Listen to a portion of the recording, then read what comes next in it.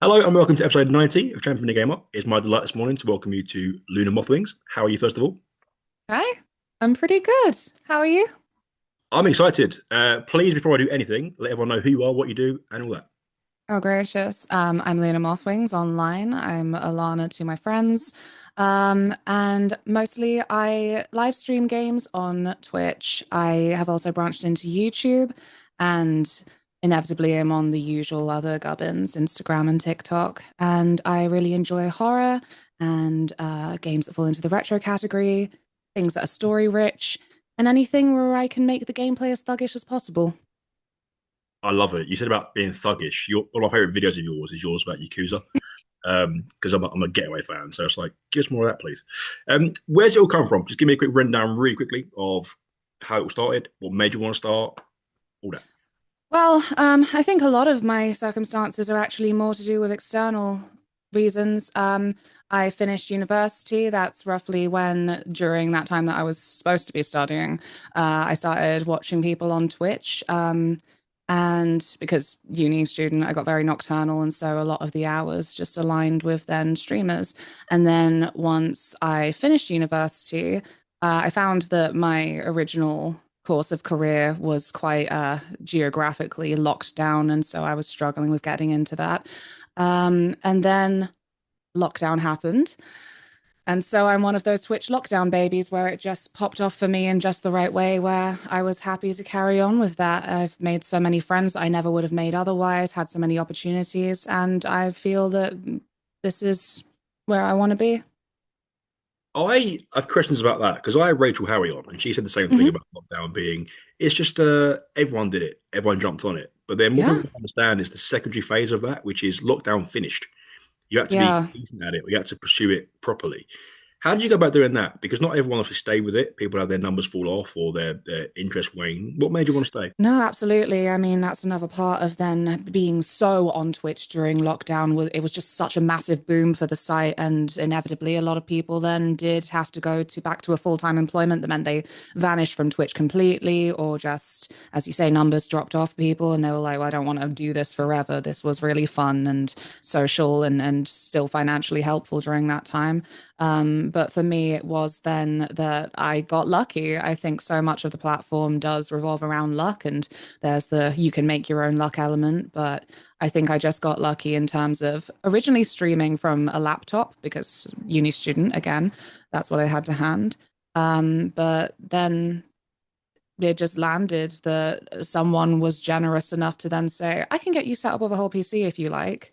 Uh, so yeah, it's just how it aligned that it then just felt right for me to carry on that way. I think a lot of that is always the communities you make. Because I've said about Mm, virality is completely different now, right? So if you were viral in 2010, yeah. it's different to what it is now because you've got small communities. You can be completely viral, and you might know of it, and I won't because there's little communities Hmm. and spaces over there. No, How has that absolutely. changed since then? Since you first started, have you seen a change in that? Because obviously, we've got Discord servers and a whole host of different things you can have now. But Mm. how has the community aspect helped you? Oof. In terms of virality, that is a difficult question. I mean, I do think it goes back even further. Like, I think of those cheesy Disney Nickelodeon shows where it's like, she's going viral. And it would be like 2,000 watches. And that, it's mad to say, but these days that doesn't factor into a lot. Maybe just in high school, that's still something that's, whoa. Um, yeah, I do think that, as I say at the start, inevitably I've moved on to other platforms. There are still, in my view, a lot of sites do still want to go down this route of being an everything site, but I think the ecosystems are already there in certain places. Um, I also dual stream. I stream to YouTube at the same time because that's easy to set up. And people do say, oh, why don't you just maybe like focus on YouTube? But I think that Twitch just has an ecosystem set up already to then feed into community aspects like people getting a little ego trip over being the one to give the most bits, for the names to come up on screen for things, for sound alerts even. I still think that Twitch still has it. I wonder if, because I asked this question to Rosie, but I wonder if it's changed your perception of some games. Because are there games you've played or want to play because of streaming? Because obviously you can experience them with other people, whereas you might not even look to them prior. Yeah, these days I do mostly think of it as something more, which games do I actually want to keep to myself without the pressure of making sure that I'm actually reading chat and attending to people? That sounds like I don't like that phrasing. It makes it sound like it's a nuisance or something. It's not, but obviously I then am on the site in general, and I wouldn't like to go into a stream and chat a lot and feel a little bit like, oh, it's just me and the rest of chat right now, and they're not talking to me, so I don't know why I'm typing. I don't want to make people have that feeling. Um, so there are a lot of games that actually I've gone, no, I want to keep this to myself. There's obviously the constant nervousness for certain games that have just come out as well. There was backseating and spoilers. Finish that sentence. Um, Last of Us 2, when that came out, I remember it was a massive problem. I moderate for a couple of channels too. People would start making usernames that were particular spoilers for the games, and it was a massive thing. Do you remember this? I do a little bit, yeah. I've watched Yeah. it on Twitch myself, but like we just said, I was one of the avid watchers of some friends, and you just see it going a little bit toxic here and there, and it's a bit of a worry. But I've seen a little bit of it, yeah. Yeah, it was enough to make, I don't know, little headlines, I suppose. And yeah, as I say, certain games, I just go, I don't want the stress. I really want to just 100% immerse myself into the game and actually not have to worry about external factors. Um, Even alert sounds sometimes they can be really badly placed. You want to do them because they're fun, but sometimes I'm absolutely sobbing over a really emotional story and I get one of the dorky alerts show up and I'm like, oh, thanks. Can you It do just that? feels so suitable. Can you you do that as a person? Do you really ingratiate yourself into stories, into moments? Like, has always been a thing for you, even before Twitch? Were you an emotional person about games before that, or could you really get invested in a game? Yeah, I think I always just focus it on the idea of stories. What I studied at uni was English literature. One of those dorky kids always reading. And when it comes to games, I think I didn't grow up with games. A lot of my mission statement for myself, as I say, playing retro games actually has been more, I want to play the games that I couldn't play when I was younger. Um, and I think because of the limitations tech wise, the games that I played on laptop were a bunch of these really like rich indie story games. I actually have like a secret love for point and click. I think some of those games are really interesting for how they managed to put so much narrative in there. And like it's still, I mean, God, what a statement, but like it's still worthy of being a game. You know, that question occasionally pops up like, why make a game of this when it could have been a comic, a podcast, a fanfic? I don't know. But yeah, story rich has always been something I've been drawn to because I do like to be as immersed as possible. But then, can games be too? I've said this before. Can they be too? Can look too pretty? Can it be too unimmersive because it's so, in a weird way, too real? Because it's point and click. Because you really Mm. got to engage your imagination. Do you feel that as well? Because I do. Some of the older Oh yeah, I have seen you're you're picturing it yourself. It's part of the game. yeah, I've seen some of your videos on it. Like because I am also in that zone where I don't know, I feel like I've always got to check myself that I'm not being snobby or something, not being one of those gatekeepy fans. Um, when it comes to obviously we're in a big zone of remakes right now. Silent Hill 2 remake, that's then suddenly a lot more realistic. Even the way that Final Fantasy has progressed, a lot of things obviously want to be able to use PS5 graphics and whatnot. And it is very difficult because, again, going back to my love of horror, I think that that pops up often, the idea that there are older games like Resident Evil, like Silent Hill, where actually the fixed camera angles, the way that it's almost like there's a director behind it that's making you look at that scene and a little bit of the blurriness, like, oh, is that little bit of graininess a beastie I need to watch out for or not? It is definitely a big part of it. And when it comes to some of the more hyper realism in games, I think that. it's more a point of a lot of creators maybe finding their feet with it.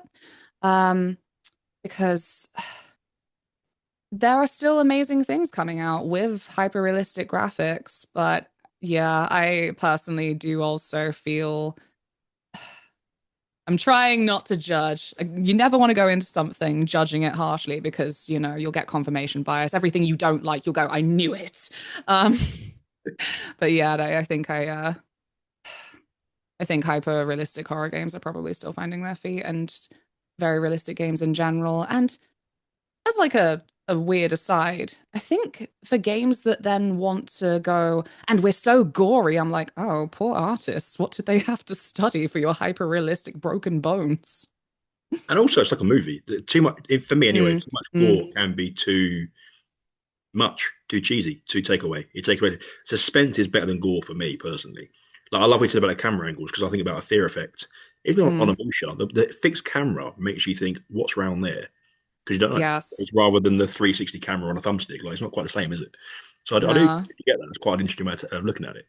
Um, do you feel like streaming in general has changed the way games are made? Oh, that's a difficult one. I think that there are a lot of games that do take the opportunity, if they can, to try and do Twitch integration. See it mostly in then again more of the independent scene. Um, Even down to I wish it changed it more. Okay, so these are my two bugbears in gaming. It was the Guardians of the Galaxy and Life is Strange True Colors. They had a streamer mode. Both of these games, music was extremely important. So their streamer mode was just to make the whole game silent to convenience streamers. And instead, it was just awful. I think True Colors, especially Guardians of the Galaxy, obviously they put so much. James Gunn loves his music. Lollipop Chainsaw, I streamed that recently, and that was a bit of a nightmare for. Yeah, yeah, this is getting muted. Yeah, yeah, oh, copyright strike. Oh, there it is.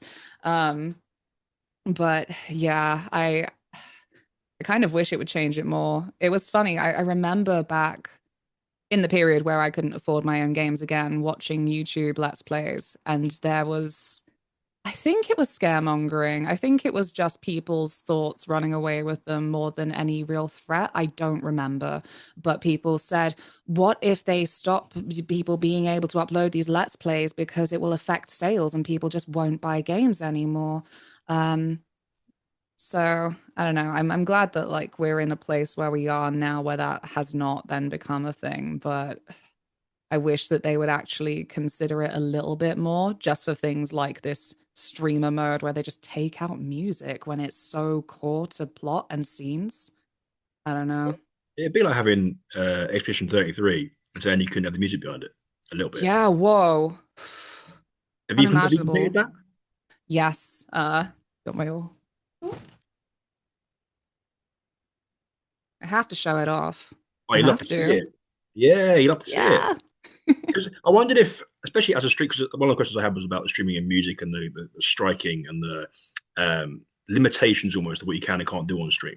But Hmm. like the music itself in general, does that affect you personally? Are you into your music? Does it really take you places? Absolutely.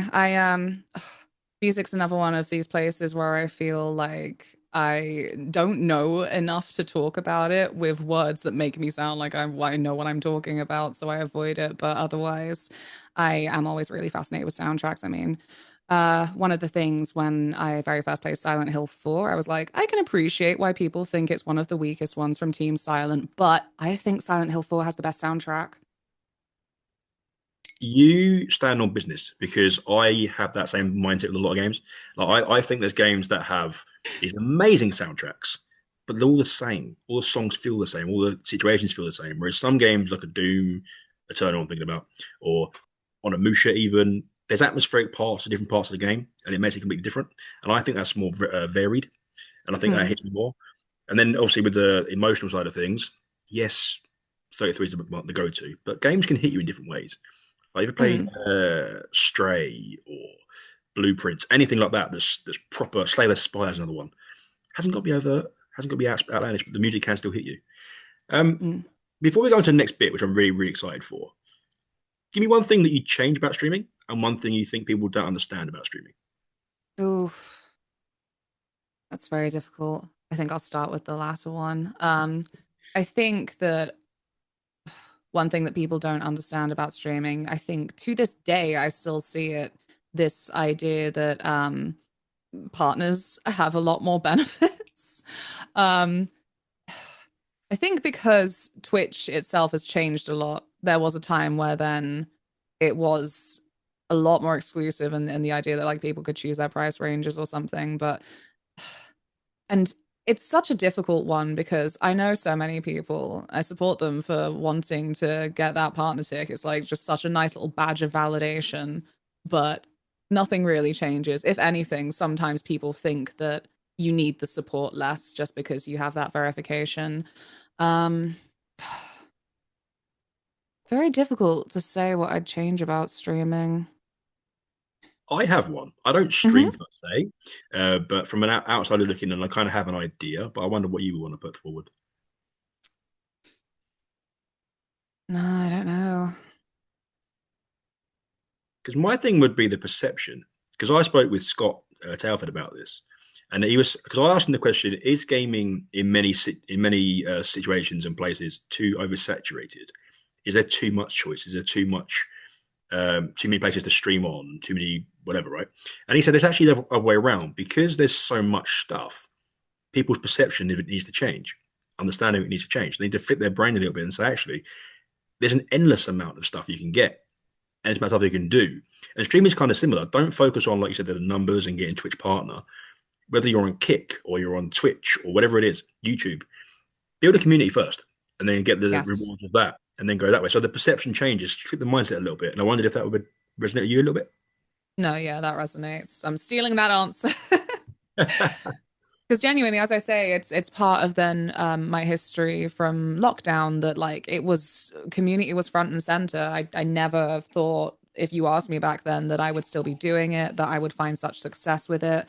And to this day as well, it's then always a little bit of a disappointment when people then go into streaming thinking that they're straight in with some kind of like big solo, like they buy all the equipment that they can that's the highest tech, and like that doesn't make the difference. It's actually finding your people. We have this all the time. There's people Mm. that say a TikTok video, TikTok account, just grab your phone and make a video and just see where it starts. Because sometimes things that are overproduced or too high end tech don't resonate with people. They Mm. quite enjoy the going through a shop and filming and having a chat behind it. They quite enjoy the me sitting on my sofa chatting to my phone. Like it makes it more believable in a way. And I think that can be the same with streaming, I think, because a lot of people you see just overdo it. And Yeah, I mean, this is I pure find it embarrassing. conjecture, but I wonder if that's got worse. Because of people who then tend to have better access to it. But yeah, they've got like no real heart to it. Basically, the idea of feeling advertised to constantly, how that seeped into pretty much every level of what people would have just called like plain geekiness, doing it for the fun of it. At the minute, I keep getting videos from people that are nostalgic about what anime conventions were like in 2010. Because there seems to be a consensus among people who have been going for that long that everything around it kind of switched around lockdown as well. It did become something that was a lot more clout focused, and that there was then less pure, raw, geeky, cringe joy to it.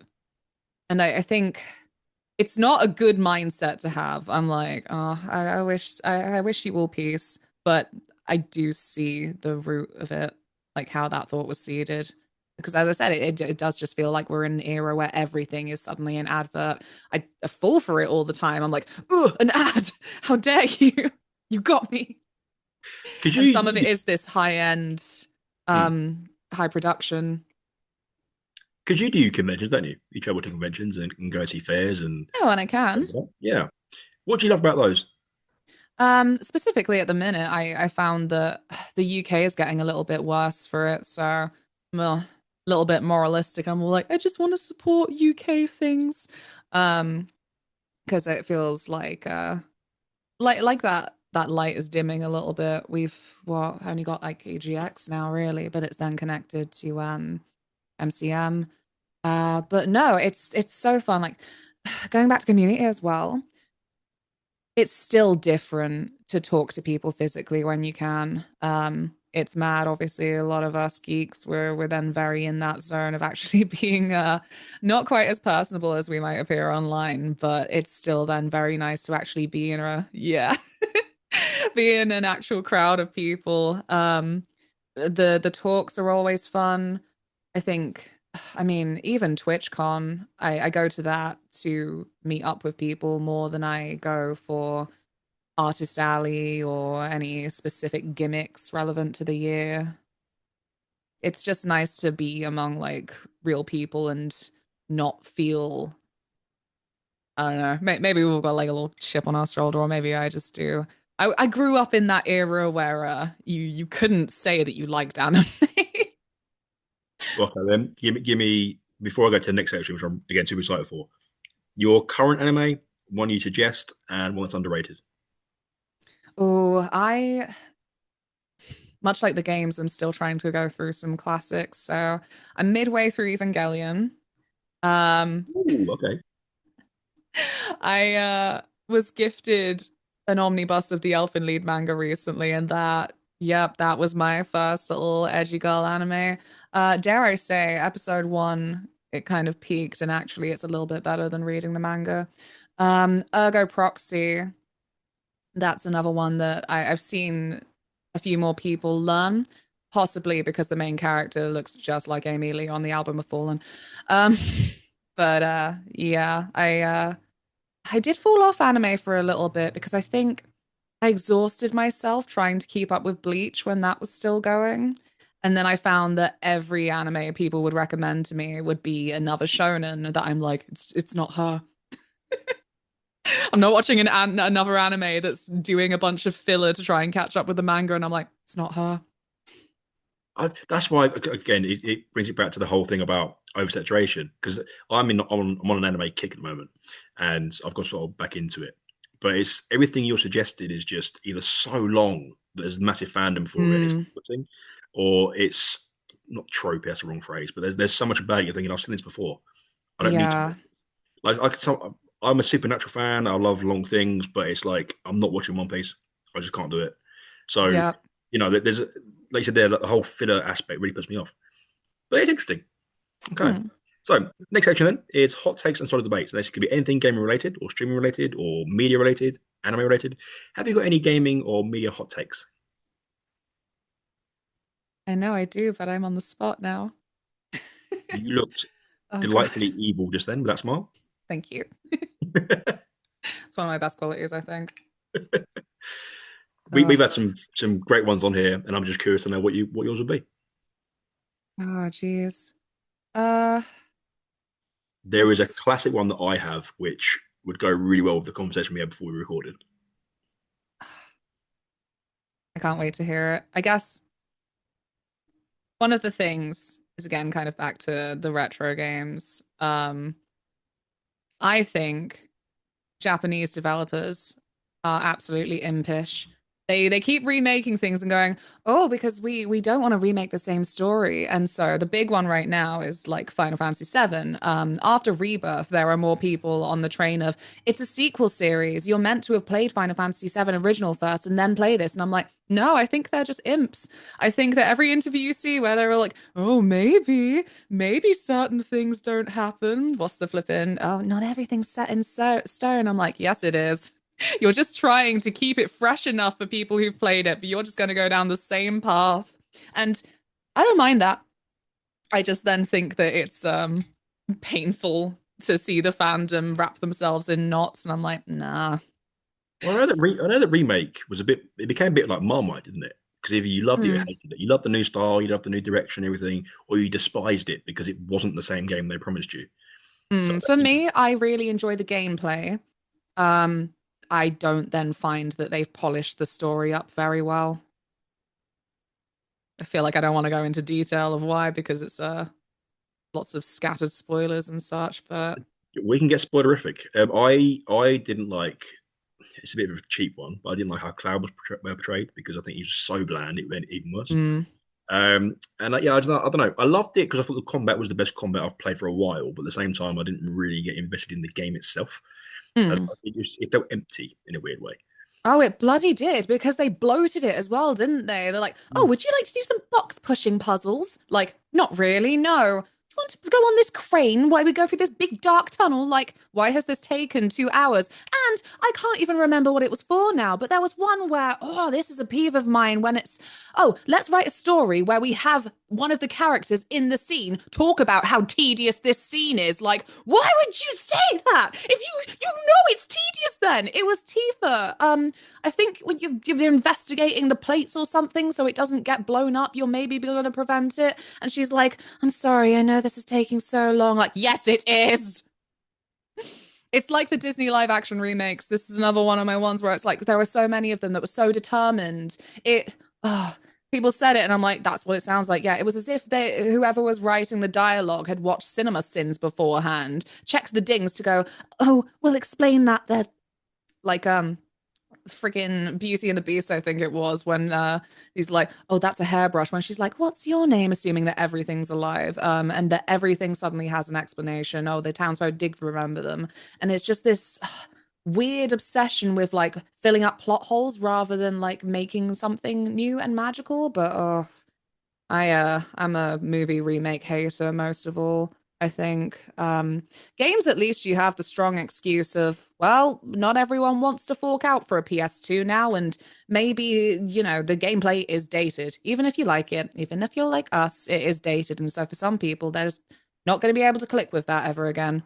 Um, like Devil May Cry as well. That's a fun one for it's a bunch of sequels that you don't need to have played the others. So every now and then someone's like, "Oh, where should I start with that? Should I start with one?" And depending on the person, I'm like, "No, you can skip that."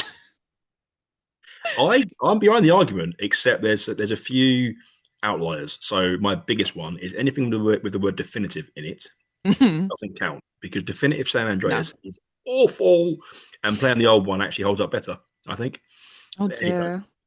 and I think it's where they're trying to chase nostalgia. You can't really do that unless you do a remaster. You can't really chase that. It's like Tomb Raider's really good. Remastered, that's really good. But any other remake or definitive doesn't really hold up. You lose the heart of it. So there's no point in doing it anyway. That's always been Mm, my thing. And then movie, you said movie remakes, and I was like, I don't want to get into this because I could be here for hours. It's not even necessarily remakes; it's sequels. Why are you making mm. 30-year late sequels that aren't any good? No, like please just make a new story. I I hate it. I don't like feeling so negative and jaded and cynical and all these things. I'm in my 20s. I'm like, but maybe that's part of it. I'm like, I'm not old enough to be this jaded, but like, I was there for the mummy. I was there for the mummy too. I actually can't get excited about another one just because Rachel Weisz is coming back, even though I love her. And we love Henry Cavill as well. Um, Mm. my okay, I'll throw it at you and we'll see how we go. So we before we came on, I'll say you showed me. I saw your Gengar thing behind you with the Pikachu on it. For those who can see that, that's a bloody bit of kit there. My hot take has always been that I think Pokemon is stale, and despite having Arceus and even was it Connect from years and years ago, like there's a few variations. Give me a Pokemon horror game. Oh, isn't it that dungeon one? It is, but Mystery I'm talking about dungeon. a fully fledged, like, because they did it with Oh. Lavender Town and a few other bits, didn't they? But it's like, give us a fully fledged anime or just something horror related, proper horror. I think it would tear it apart. Who knows? Like, what was it? That Star Wars movie no one remembers. But they started going on about droid rights basically, and I'm like, oh, you can't address that now. It's too established. You don't want to present the audience with the truth, I guess, that has been in the background, but it's okay because it's been cartoony and blink blink and R2D2 obviously swears. Oh, it's Han Solo. Han Solo, they had a flipping droid that was like droid rights, and I'm like, you can't present this idea at this stage of the universe because that's the horror. And then the whole thing is like dirtied because of it. And I feel like a Pokemon horror would be like that. Well, people have said, like, I mean, Rachel said, like, you can't really do it because Nintendo have got this really, like, family friendly, And childish, that's, oh whatever. gosh. But then you can They're do it in cheeky though. anything I else. still can't believe they got Bayonetta. They Oh, no. saved her. Yeah. So you can do it in other things. Why can't you do it in Nintendo Pokemon? I don't understand. I'm just putting it out there. That's In that's been my argument fairness, since I started the podcast, and I'm going to do it until I finish the podcast. Um, okay, next segment is and also we said about Star Wars. There, the best Star Wars movie is Rogue One. You said let's move on to coach questions, which is my chance now to throw some questions at you from my page, gaming related. And the first one is, how has gaming helped you? um, oh God, I feel repetitive, but I think it's community again. I think I've just been in a position for a lot of my life where I haven't had a lot of geographic mobility, and so that has then put me in place to feel very isolated. It's been a lot of like going on the internet, and just wishing I had a nice little group of like that. And gaming has helped me that way, but also just it's very immersive. I think that sometimes my head gets so busy, and games are one of the few things that I feel can like actually focus me for a length of time. Um, I think that it's something that, again, because of the games that I choose to play, has also helped enhance my understanding of storytelling and characters.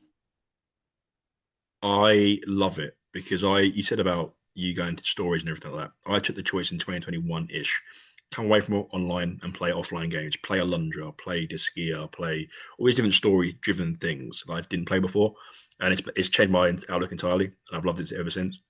Um, and then my back end question to that would be: is there an NPC in a video game you'd love to voice? Oh my gosh. I think even to this day, I would still be happy if I got to be a little Elder Scrolls NPC. Not least because they tend to voice several NPCs, but that's by the by. Is Elden Ring one of your go-tos? Elder Scrolls, sorry, Elden Ring in my brain. Is that a genre you love? Has that always been one of your loves? Yeah, as I say, patchy history with games from before I was 16 or 12 even.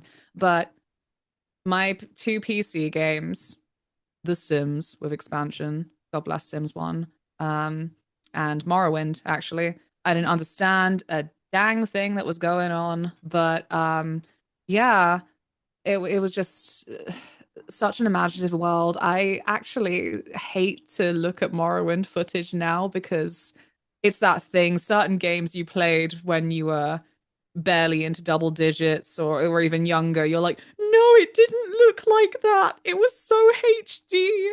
It was so real. And now I see like these plastered faces. I'm like, no, the mushroom houses, they were so immersive. When was the last time you stepped out of your gaming comfort zone? Oof. Do you? Or do you quite enjoy your lane? I think I do quite enjoy my lane in general, which is helped by, like I said, role-playing games and horror encompasses so much. But I think it means that really, anytime I try something that is a little bit more sim-like, a little bit more in the kind of territory where it would make it to a top 10 cozy games, I feel like that's stepping out of my comfort zone. Um, Actually, I'm a liar. First person shooters, I still don't like them mostly. It does tend to be exceptions where, as I say, it strays more into a horror. That's when I get on with them again. But otherwise, I think I've just got terrible aim and I've never got over it. Um, We need to clarify another, though. You don't need great aim to be great at these games. I know, but my history, still got this little chip on my shoulder from secondary school. So got my little Steam account. Had a couple of boys at school were like, "Oh, do you want to play Left 4 Dead 2 with us then?" One of them was really happy that he wasn't the weakest player anymore, so he wasn't the punching bag anymore. And I'm like, I don't know why I say yes every time you invite me. You're so horrible. So we love good storytelling. We love rich, deep characters that have the real good history behind them, and well, the way stories are told. But which video game character deserved better? Oh wow, that's so broad. Oh, because deserved better. I think that I would focus more on actually that something was written for them that then was kind of just overlooked and just left like that's not something that wouldn't make that much of a difference. It's kind of like whenever you watch anything with a badass girl, a strong woman. What's her backstory? Rape. And it's just that kind of thing that you're like, that shouldn't be window dressing to your badass character. Um, it's probably something like that. Because we've had a conversation about Lara before, that she kind of breaks Mm, that mold, where Lara is just this, she's a super like athletic, sexy character that everyone sort of sexualizes, but actually she's super capable, educated. She's mm. she's not bossy, that's the wrong phrase, but she's really like assertive. That's what I wanted. She's really like this developed character, and it makes it so much better because of it. Yeah. Because I love Bayonetta. I think she gets the respect. Like still in that territory as well, but like I don't know, part of what's so great about the way that that whole game one and two still is directed is like she's in control of the camera. She's got those silly sexy moves, but like she breaks the fourth wall with them. Like she's still in control in that way. Um oh, I've got one. Anne. Anne from Persona 5. I haven't even played all of Persona 5, but this stuck with me. Um I was watching a friend's playthrough and it's a flippin' anime problem. So Persona, like it's your thing. You get to be all like magical girl, strong, and she hates her outfit. She's just had this flippin' plot line that's to do with one of her friends being sexually abused by one of their teachers, and she still can't be comfortable in her outfit. Like she's embarrassed by it, pulling the whole like, oh, cover chest anime scared face, and I'm like, you deserve to feel comfortable in your bloody superhero outfit. I have this hilarious joke with a friend of mine because he's just started. I say just started. He's about halfway through Attack on Titan, and I said every single character in the first episode deserved better, and Erwin deserves better purely because I love Owen Price. Not Owen Price. What am I talking about? Wow, Erwin from Attack on Titan deserved better, but at the same time, he's a bit of a martyr, so it works. Um, Mm. do you feel like with these video games, these characters and everything else, especially the leading ladies, do they get enough shine even now as leading ladies? Is there enough of them? Is there enough competition for Lara and Samus and Bayonetta? Do we have them now? I know you played. Can't remember when it was. You played Alice Returns, right? Yeah, I played the original and I got to play Alice Returns as well. Fabulous Felt games. very happy.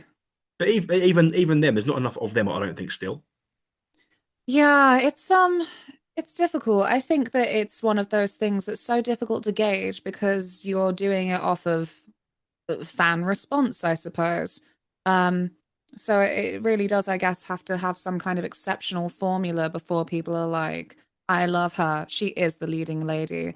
And there are still so many, depending, I guess, on what who's funding your game limitations. The one I always remember, funnily enough, there was a game in, God, I want to say 2010 called Remember Me. Main character was Nilin. And I heard that they had to go through a few studios before they would make that game because their main character was a black woman.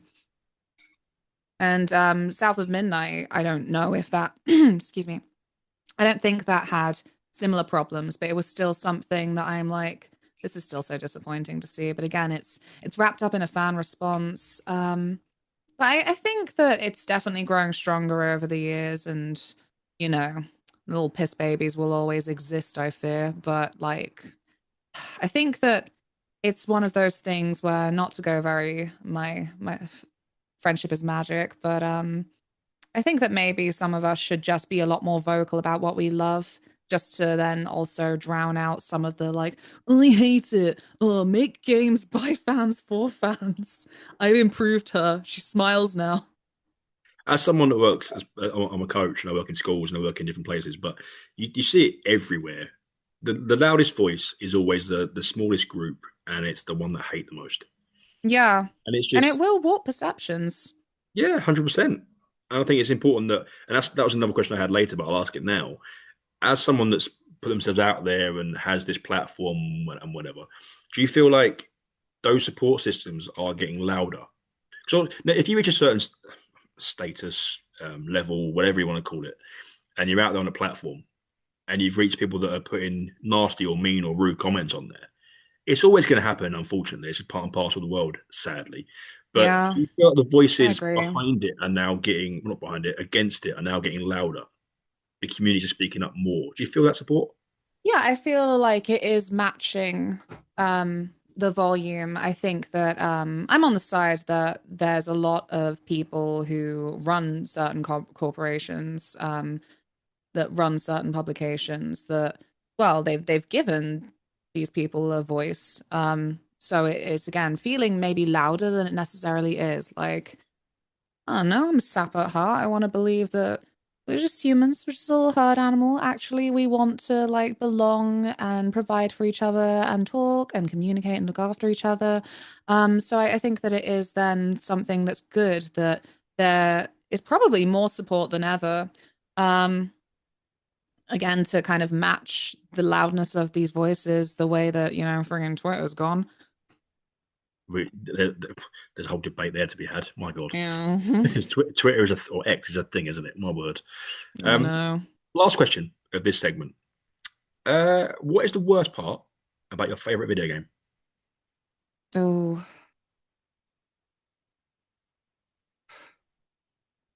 well, Bayonetta is my favorite. Okay. Mm. Is there a worst Worst part, or do you love it part. so wholeheartedly? No, no, never mind. I think it's mission 13. It's awful. It's one of those vehicle type missions. You're on a rocket ship. You have to avoid these rockets, and the only way to do that is to dodge. Don't have her do one of her nice little flippin' shields or anything. You have to dodge, and it means that the whole thing swirls. And trying to do that on climax difficulty, I don't feel like I do anything else except give myself motion sickness. That's it. There you go. That I like level, it. forget about it. I like it. So There's always boring. there's something we look over or look beyond to just love something. Next segment is, or last segment is creator spotlight. So your chance now to shout either creators you really enjoy, or if you don't want to give names, it's completely fine. We don't need names, but give us an idea of the type of content that you enjoy and why you enjoy it. I think that I still stray towards people who are really, possibly because they really still do it for the love of it. Um, every now and then, for me, I feel like a little bit trapped in expectations as it's a full-time job. Sometimes the creative juices aren't flowing, so I'm like showing up like some kind of ghoul, like, "Hi everyone, I'm feeling a bit bad today." So I love people who then really just do it for the love of getting through games, for connecting with people, people who also have been through their own struggles in life where they are also in a position where they just want to be providing a space where people can feel comfortable and validated. Um, and also people who have like ambition to then do as much with that as they can, and all with the power of storytelling games. Because what is it about someone that would? I know you mentioned about how authentic they are and how real they feel, but what is it about someone that will make you stop and watch? Like if you scroll past them on a social media page, or what will make you stop and watch that person? I fear that I think I would be attracted to maybe my level of wryness, some jadedness, authenticity on the level of not being afraid to criticize something. I think that there are some people where maybe they do just genuinely love everything, and that's actually amazing. You should enjoy as much in this life as you can, I think. But I don't always believe it. I'm like, nah. What do you mean? It's interesting though because I feel the same way about that. I think if you're, and I know for being positive online, but there is stuff that you just have to speak up about if you don't like it. I think it's a falseness if you don't do that. Yeah, But like you don't have to be nasty. This is another thing that's popped up is this idea that to critique anything at all will be met with a tidal wave of let people enjoy things. I'm like, that's not what critique is. mm, it's like this show. I've said before, if because someone said to me about it being a positive thing, and it's like just trying to celebrate.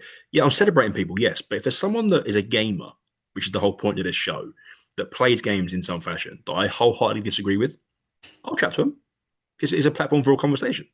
It's not like I have to agree with everything. Yeah. Um, and then because on the back end of all that, one thing I wanted to ask you was about the importance of those communities again, because if I'm following someone or I see someone and I click follow, my hope is that let's say, for example, you had to step away for a week or two, your community is still going to be there, right? Because you've developed that togetherness, that companionship with your community. There's that understanding that you're not going to be perfect every day. That those days where you're down and a bit somber and you've got this sort of tiredness about you, they're still going to be there because they connect with you. Mm. That's what I think is important. People should understand that people want to connect with the person. You haven't got to play the same game or the same genre of game or do the same thing. Be that person people can follow. That's what I quite Mm. enjoy. And I wonder if you feel that because I think it's an important thing about streaming nowadays that is a bit overlooked. Yeah, I don't know. I think that it's always then been a thing as far as I've been involved with the platform of Twitch, definitely, is that some people they do end up in a game category, like where it's them in the game category. It's I hate to see it because there are so many people that like I love, and then they'll suddenly switch game category and genuinely 200 people vanish. Like I can't imagine what a horrible, crappy thing for the ego that is, but like we all know that it's a thing. Um, yeah, but I then feel very happy that for me, on my side of things, that part of them being a variety streamer means that actually people don't know what to expect from me for games, but that they'll just be there to hear me talk about it, and that we hang out and we talk about things that might not even be to do with the game, but because we still just have that general chat space. It's part of a routine, isn't it? You get used to a routine and a personal routine of who you're going to watch or where you're going to Mm. be. If you know that you're going to be, I mean, I'm just picking a time now, but if you're streaming every Monday at 7, then that person can be there at 7 and expect that. And it's a hangout rather than a she's playing Final Fantasy 5. Like it's just she's going to be there, or I might have a chat there, or I might meet someone I know there. So that's really important. Then do my favorite bit, which is the bit no one else loves, which is part of why I love it. Why should someone be following you? Uh, um, I think I'm really funny and that I have good taste and that I won't lie to you if I don't like something. And I can recommend you some good movies, probably. And best part of me, I have a very vocal cat. She'll come over and say meow, meow. And you'll be like, that's adorable because you don't have to wake up to it. Type So of cute. cat? Hmm? Type of cat? I think she's an American short hair, but most people go tabby. So I'm like, I think it's tabby. Yeah, we have that. We got a little. She is a tabby, but she's got a bit of a Siberian about her, and it's a bit like a American thing about her. Little MJ. She's a little terror. She really, really is. She's Yeah, it's lovely. like I'm not putting you up for the cat equivalent of crafts. I actually don't know. Yeah, You're just mine and you're adorable. yeah.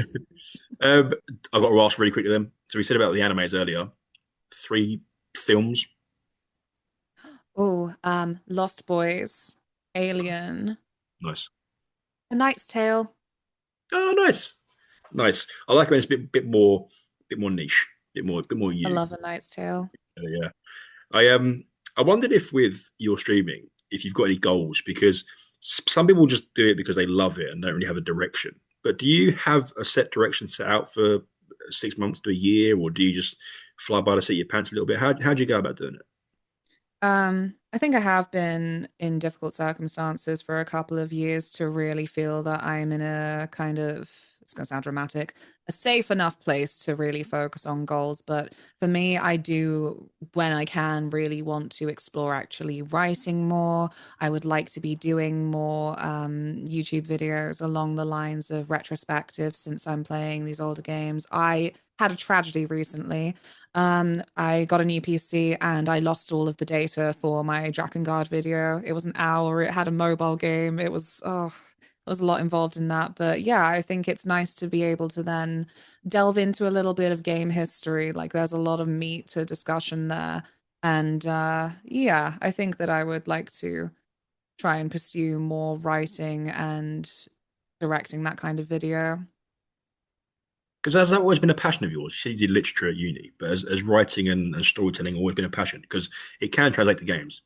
Yeah, absolutely. Even including a little bit of the historical culture of things. Because it's just nice to make these connections, see a consistency. and also just the endurance of certain ideals that do frequently come down to just love and joy. And then what are you playing retro wise? I've actually got two modern games I'm playing right now. Since I got the new PC, I wanted to try and do that. But before, it was Shadow Hearts from the New World, the final one in the journey. Everyone should play Shadow Hearts. It's so, so good.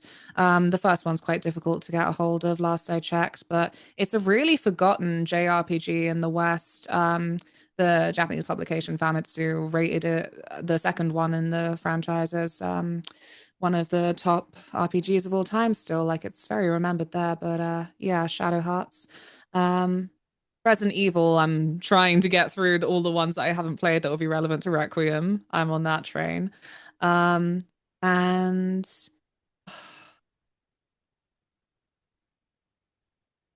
thanks, brain. Just shut off there. It's the I'll Netflix leave thing, it isn't there. it? There's so much that you remember that you can't remember it. Yep, overload. Yeah. Because when you said, "Are you going to go and play more retro stuff?" Do you collect? Do you have tangible things, or are you using emulators? How do you go about doing it? Well, unfortunately, it's like the worst kept secret. There are certain games you have to use an emulator for because you simply cannot afford £200 for this game. I simply cannot afford £500 for Kuon, for example. Silent Hill 3, God, I wish. I heard the other day someone found the whole collection in a charity shop. Like, oh, I wish that were me. Yes, I collect. The PS2 is very precious to me. She's got a little broken disc drive, but I'm like, hang in there, baby girl. PS2, I think, is still my favorite console. I mean, it took me 2 years to get a copy of Skies of Arcadia on GameCube Mm. because it's like if it's going to cost you £100 and I just can't find it anyway. I'm not going to order it. I want to actually go and find it. It took so long. It's kind of scary. Because I wondered about that with the cost of things. Because like people that stream nowadays have access to so many like digital downloads and Mm. codes and everything. Like, do you feel like there's a dare I say authenticity there if someone's playing on old hardware, or would you watch someone with the same love affair that you would if they were playing it on PCX? I personally am completely unbothered whether someone emulates or has a physical collection because it, it's like any collection, you know, it's a financial thing that not everyone can do. Um, but I do know that there is a large crowd of people who are always interested. It's horrible in a way, like I said, worst kept secret because obviously emulating is, you know, in a territory. Uh, but people always have to come in and ask, like, is this on original hardware? I'm like, I'm gonna pretend I didn't see that today. I'm playing Silent Hill 2 OG. Yes, yes. Because I don't necessarily like asking these generic questions, but I am curious because in your position, I think you're in a really good position to say. But have you got any like tips for someone that might want to start now in 2026 to start streaming? Because it's a different landscape, I think, to when it was in 2020. Like, is there anything that you would suggest now they should do first or avoid or anything? I think now there are some rules that will always apply, like get comfortable watching yourself back. Obviously, when you first start that, you're going to hate your face, your voice, all of the things you'll be nitpicking, but ultimately, you need to maybe be in a state of just gathering. Do I find myself entertaining? What would I like to improve? Like, you do need to be analyzing what you would like to improve about yourself if you are then considering choosing it as something that you want to get to any kind of degree of success socially, financially. Um, for 2026, I guess in my position, I would then maybe just say about the idea of having to multi-platform a little bit. Make sure that you have your things archived on YouTube because it's more reliable there. Um, yeah, the short form, take advantage of clips. And again, timeless advice, just go into other people's streams, find the communities that you want to see. Other people will help you kind of form then how you want to present yourself, I think, as well. Not the idea of like copying somebody, but like again, analyzing what do you like about entertainment, and then that authenticity will then bring the right people to you eventually. It's kind of like I've said this before as well. It's kind of like gym culture, where if you're not, if before you go to a gym, it is shit scary because there's so much stuff going on that you don't know, and everyone seems bigger than you, and it's like an imposing thing. But then when you're in gym culture, everyone's very supportive, and actually they'll help Yeah, the machine or whatever. I think gaming and online press it's kind of the same. I think. absolutely. And it's funny as well in the culture of like mid 2020s, I feel that not everybody has the same level of success on every platform they're on. There's a creator I really like on TikTok, Braska's daughter. I think that just from numbers, every time one of her videos comes across my For You page, she looks really successful. I then finally found out she also streams on Twitch, and then the numbers do not match up, I'll say that much. And I think that again, though, it's just being authentic, just really actually having passion for what she's doing. And yeah, there's a level of that weird intimidation, like you said about the gym culture, where it also feels like, oh, I can't approach this person. They're so big. They've got 300 people watching them at once. I'm nobody, but you know, as long as the chat isn't an intimidating waterfall, where admittedly the streamer might be in a position where they're not able to keep up, um, just chat with people. What are they gonna do? What are they gonna do? All they can do is say no, Yeah. realistically, isn't it? And it's If they're like, mean, then they're mean, and that's not on you.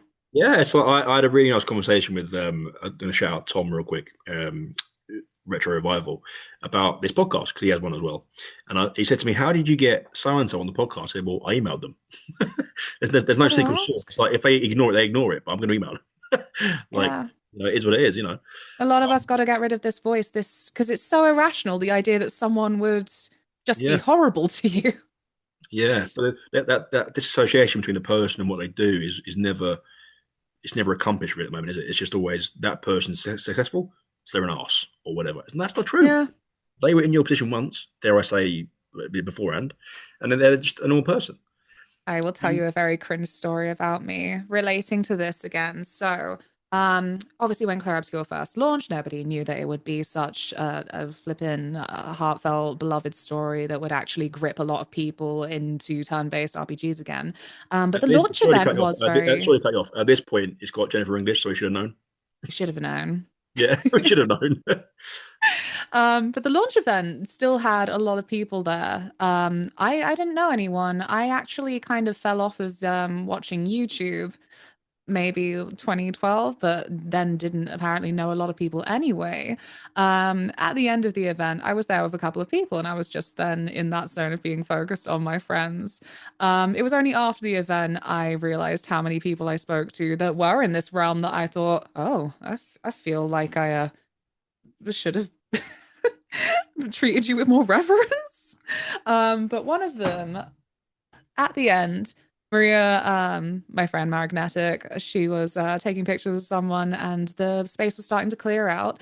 And I just caught the end of a conversation. It was like, oh, nobody's asked me who I am tonight. And I'm like, oh, I will. I don't know who you are. Hi, I'm Lou. And he's like, hi, I'm Sean.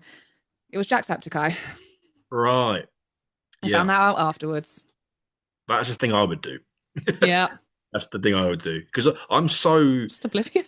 yeah socially oblivious. My wife hates it. She's like, "Do you know there was no?" Like I work in schools, right? And well, a school. I Do you know even remember your like students' names? face exactly faces, yes. Um, Outfits and colors, yes. Pictures, yes. Names, no. I'm just not going to know who you are. I'm really sorry. It's just one of those things. Like we walked into really bizarre tangent. But we walked into Heroes and Villains many years ago, and the first day we walked in Heroes and Villains fan fest in London, and it was a really like not empty but like a spacious morning. It wasn't really that Mm. busy, and there was a booth next to us as we walked in, and I was like, I swear that's no, it can't be because there's no one there. Stanley Tucci, and I was like, right. So you go over there on his own. He's chill, but you just can't believe the guy's there. I was like, No. can't be the same. That can't be. No, it is. Also, the odd convention where you see someone in person, the brain just splits the association. It's like, no, what? Well, because it can't be because you're in front of Yeah. me. That whole day was bizarre because that same day we had I forgot the guy's name. That's gonna really bug me. That's real to type though. Classic. The guy that played Bruce in Gotham. You know what I mean? No, I know who you mean now Young with the actor who face, but played I'm not going to help with the again, name. real type. Anyway, we went to his booth. The first thing he said was a fart joke, and I was like, "That's completely just that's okay." So, to anyone out there, approach people, say hello. It's fine. They're completely fine. Before we end this thing, because it's been lovely, I always do it. Is there anything you want to finish with? Oh, um, support your local library. Don't email your ex when you're drunk, email your MP. Is that a real story that we've seen? We need to hear because No. that was all specific. Yeah, no. Um, no, again, I want to thank you massively. Thank Before we do you. end it though, please let everyone know where you are, who you are, where we can find you. I have managed to nab LunaMothWings as a name on TikTok, Instagram, Twitch is my primary, and on YouTube. And on YouTube, I also have Luna Moth Films, where I am hoping to do some of that more writing about things and actually directing videos that aren't just live streams. I think it goes without saying how magnetic your personality is. I think it comes through whether it's a screen or I'd imagine meeting in person is exactly the same. So it stands to reason that if you've got a film page or any kind of thing, it's going to come from a place of love, and it's easy to absorb into that. So I'd encourage anybody, please go and have a listen, please go and have a watch or a read because again, your page is great, you're great, and if Thank someone you. doesn't know who you are by some miracle, then please to go and check Lana out or Luna out. Um, you've been episode 90, and I'll catch everybody on the next one. If my thing's going to stop recording.